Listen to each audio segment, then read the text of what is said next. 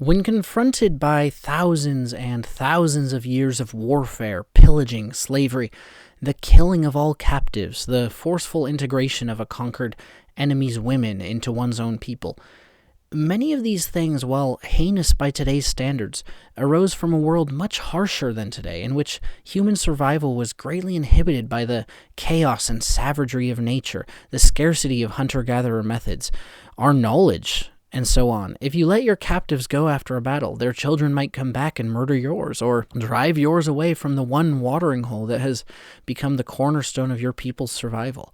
If you let the women and children go, they will go reproduce for the survivors of their tribe, leading to a tribalistic war that stretches generations. If you're born into a society which determines leadership, manhood, or anything by gladiatorial combat, it becomes not only cowardly and socially damning to refuse, but actually dangerous. The weak are killed, taken as slaves, made servants.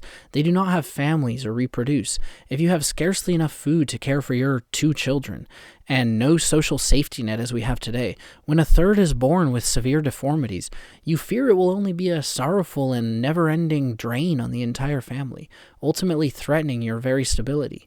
Under these circumstances, it becomes easy to imagine how doing the evil thing seems natural, necessary, or even good.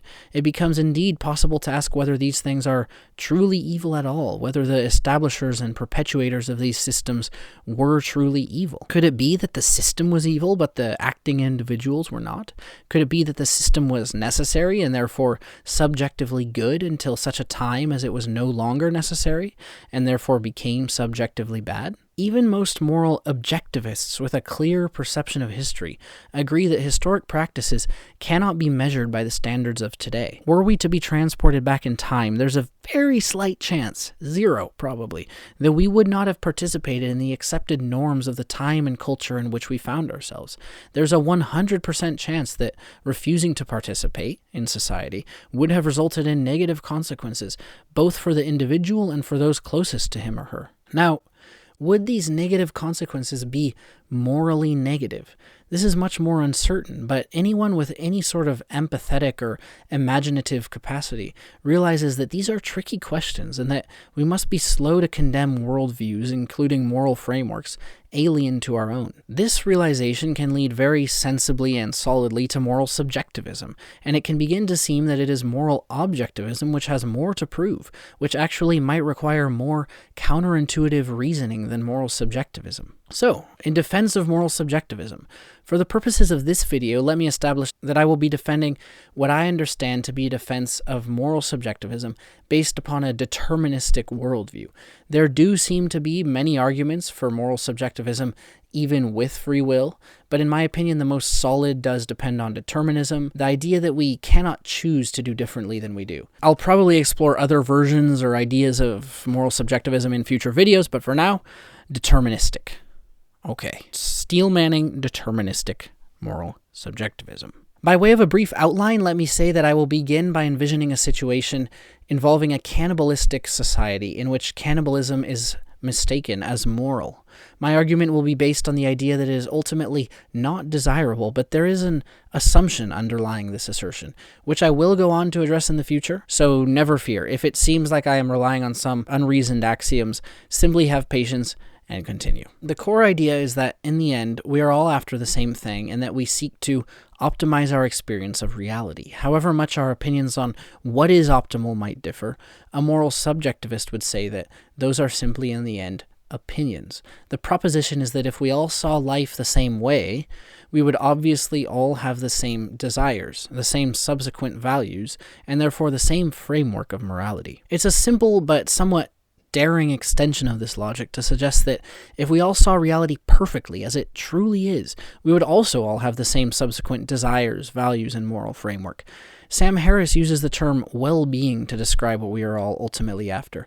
Cosmic Skeptic reduces it to simple pleasure versus pain. If one culture's idea of pleasure involves, to choose an extreme example, cannibalism, the constituents of that culture are simply unaware of a broader, more accurate, healthier worldview which reveals the truth that cannibalism leads to ultimately less pleasure than non-cannibalism. The moral subjectivist says, in short, that from within the cannibal's subjective understanding of reality, it would be impossible for the cannibal to consider and conclude that cannibalism is bad. His entire social structure is built upon cannibalism.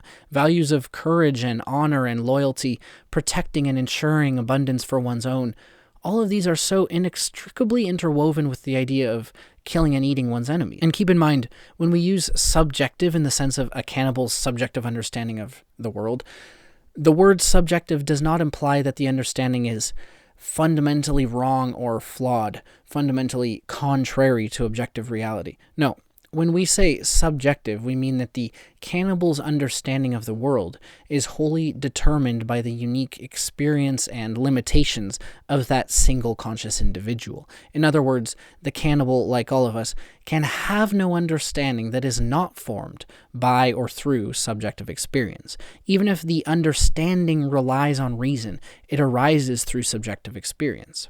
In this case, of course, we would say that the cannibal's subjective understanding is flawed and is contrary to the objective reality that cannibalism is suboptimal, but defining subjective clearly is an important part of understanding exactly why moral subjectivism can still lead to a workable philosophical framework. My understanding of the subjectivist view, using cannibalism as an example, is something like this.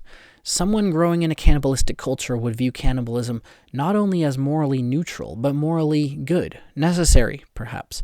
Someone growing in a current-day Western culture, in London, for example, would theoretically view cannibalism as morally reprehensible. The subjectivist would say that each of these conflicting frameworks is a product of each individual's history and environment, the interplay of geography, abundance and scarcity, interactions with other cultures, conflicts within the culture and with the world at large, and so on. The subjectivist would say that, given the inevitability of these conflicting frameworks, each individual could not have chosen a moral framework other than the one with which they find themselves. Note, rather unsurprisingly, this leads us very quickly to a discussion regarding free will. Extremely often, morality and free will are seen as inextricable, which to me is very understandable. If the cannibal could not have chosen different society and the worldview that it gave rise to, how can we say it's wrong to cannibalize? It seems to me that many determinists have circumvented this issue by dividing evil into two categories, moral evil and natural evil. If no choice is possible, it follows that moral evil, as it is commonly understood, is also impossible.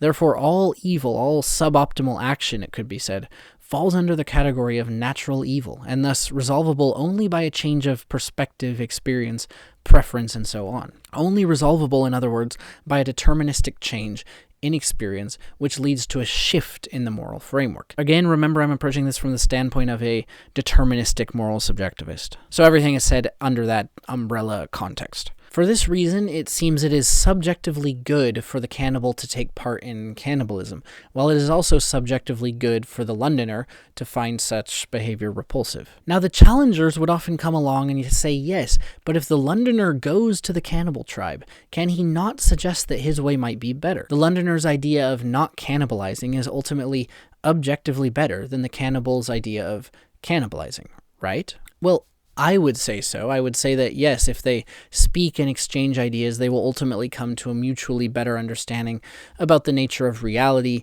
and that understanding will enable them to have a broader, more accurate framework of morality. In this case, with the cannibal not cannibalizing and the Londoner treating other cultures with the respectful awareness that they have been formed differently than his or hers. To which the subjectivist would, if I am correct, reply, yes, but he does so by saying, if you saw things as I see them, you would do as I do and not cannibalize.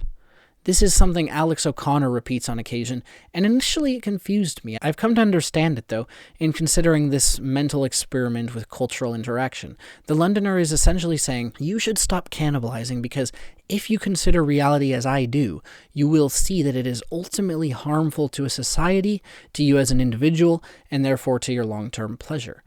Now, an objectivist might think, here's the sticking point.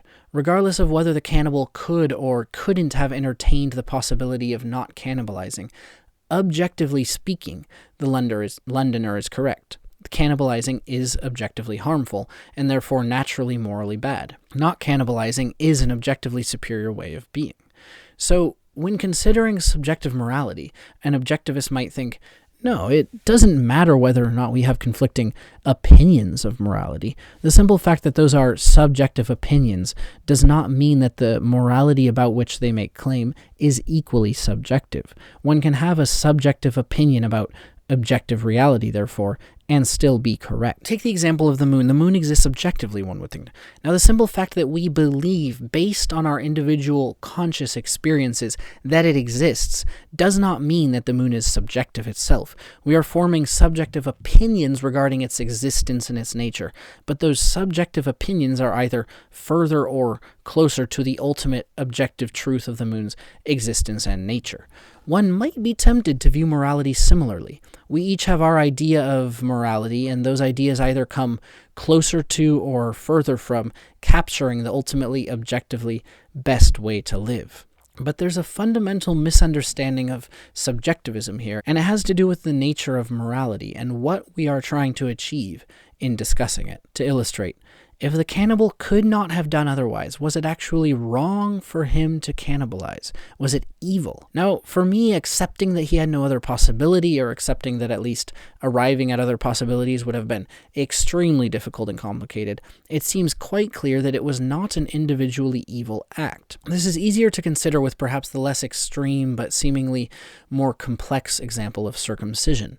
For a culture practicing circumcision, it holds deep religious and symbolic significance. Some believe, or have believed, that it can also be hygienically preferable. If a man in a Jewish culture, for example, were to refuse to circumcise his son on moral grounds, it would result in many other consequences. He would not simply be saving his son the pain and scarring, he would be dooming him to a life of cultural ridicule, as well as many questions. Was he truly a Jew? Did his father love him? Was he accepted by God? Would he ever find a wife? If so, is it possible she would not be Jewish? What would become of his children in that case? And the fact that he valued his culture above all else? And on and on and on. So in that specific context, it's difficult to say what would be the most moral thing for a father to do. At first glance, it seems more complex than the cannibal situation, because to our Western modern eyes, the cannibal situation appears to present a choice between two extremes. Either you cannibalize and commit an atrocity, or you don't and everything is better. With the circumcision, there's a clear array of situational pressures which result in sacrifice no matter where you turn. You can save momentary pain and scarring, but give a lifetime of doubt and more abstract, probably deeper suffering. But if you do save the pain and scarring, you might also be the first of a domino effect, which results in an overall societal, or at least familial shift in which the valuable elements of your culture are preserved and the debatably harmful are cast aside. Upon considering, however, you realize that, morally speaking, this isn't really different from the cannibal situation at all. In each case, the individuals will weigh the possibilities and, given their particular experiences, preferences, and understanding of the world, they will choose the option that seems morally preferable. They might be wrong about the final results of their decisions, whether they will bring stability, prosperity, pleasure, or whatever, but they will choose to the best of their abilities. One of the most delightful things about being an author is that I get to toy around with situations like this all the time. Especially in contemporary fantasy or sci-fi writing, we are always trying to make things gray, trying to place our characters in realistic, difficult, nuanced situations in which they are pressured by a range of plausible emotions, expectations, external pressures, and so on.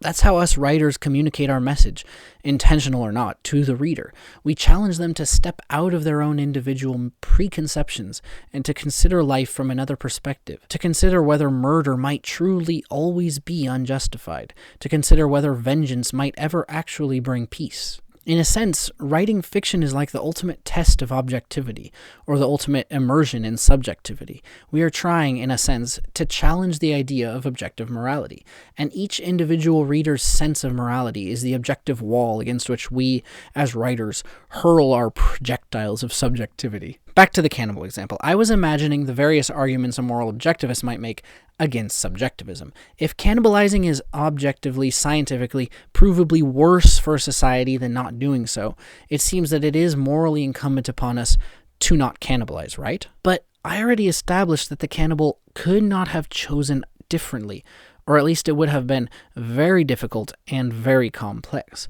if he does make the decision to cannibalize, to some it might seem wrong in the sense that it is suboptimal, but is it morally evil? I considered the idea that it wasn't evil for the cannibal to individually cannibalize. Can I really then say it was morally wrong? Might it be true that it is objectively better to not cannibalize without being objectively wrong for an individual to do so? Perhaps. I suppose it all depends on our definition of morality, of objectivity, and of subjectivity. If the cannibal could not have done otherwise, it seems it was not evil of him to cannibalize. The circumcision example is even easier because the father, with the knowledge he has about his son's reality, supposedly makes the decision he feels is most loving for his boy. And this decision would seem to be morally right because he was genuinely pursuing what he thought to be best, all factors considered from his subjective viewpoint. But what if the actual reality ends up being worse than if he had chosen differently? Was he then evil or morally wrong?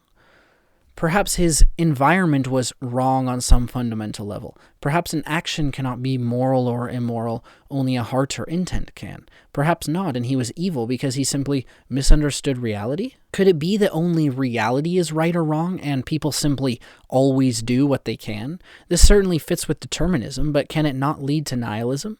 Isn't our society and our entire conception of reality structured to avoid this perspective of hopeless, amoral impotency? You can see that speaking about objective, measurable reality within a moral framework is difficult, not least of all linguistically. You can see how this all leads inevitably to the free will question, and to why moral language seems so ill-suited to a deterministic, moral subjectivist worldview. If we say it is wrong to kill, we mean one should not have done so. But if one was unable to do otherwise, we begin to look at morality very differently. In some sense, morality itself is diminished. An act can only be morally inferior or superior to an act that is never committed, and that would only have been committed under certain other circumstances. We can certainly adjust our moral worldview by looking at history, looking at reality, and discussing possibilities. But the idea that someone can choose to act in or along a moral spectrum is fundamentally erased. Again, this returns to Alex O'Connor's thing of, if you saw things as I see them, you would do as I suggest. Once you actually see things that way, though, you inevitably and deterministically do act as the suggester suggests, because you no longer have the same understanding of reality and how to bring about the reality you desire. So if we believe we have no free will, can we say we are morally wrong to do things? We can perhaps say we are incorrect. We can perhaps show one another a better way to live. But if, in recognizing this better path, we are deterministically obligated to take it, have we made a choice more or less moral than anything else? Fundamentally, it seems to me that the strongest moral subjectivist position depends on a more rationalistic, purely evidence-based definition of the word morality. This goes back to what I was saying about the unreasoned assumption underlying all of this.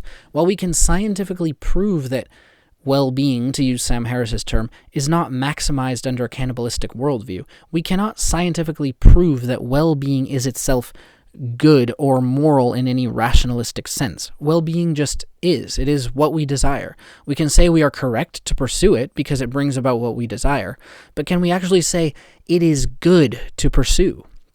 As Hume said, you cannot get an ought from an is.